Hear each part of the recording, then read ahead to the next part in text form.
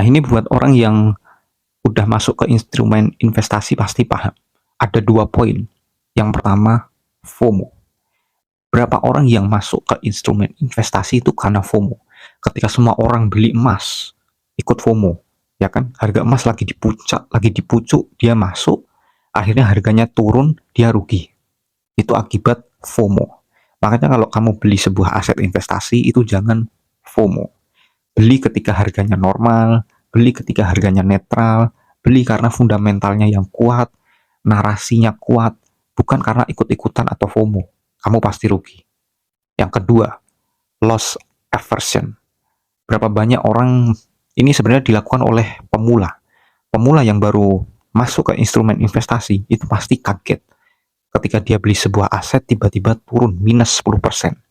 Langsung kerasa sakit ya kan. Wah, aku rugi 10% ini. Ya kan, masuknya 1M gitu misalnya. 1M minus 10% kan hilang 100 juta itu. Sakit tuh, aduh. Baru apa ini? Kok baru masuk udah rugi sih? Padahal itu hal yang wajar sebenarnya.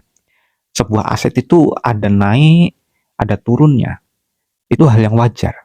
Jadi kalau misalnya minus 10%, 20%, kalau memang itu aset yang punya fundamental kuat, ya dia naik lagi. Kecuali kamu beli aset gorengan, aset yang abal-abal, nah dia turun-turun beneran, nggak naik lagi. Jadi jangan pernah tertipu dengan yang namanya loss aversion. Kamu kehilangan 100.000 rasanya sakit banget. Tapi ketika dapat 100.000 bersih, kamu seneng. Senangnya biasa aja tapi. Itu namanya loss aversion. Kamu harus belajar bahwa turunnya sebuah aset itu adalah hal yang wajar. Ini sebenarnya cuma untuk pemula, tapi kalau udah yang berbulan-bulan tahunan, udah nggak penting belajar seperti ini, karena udah terbiasa.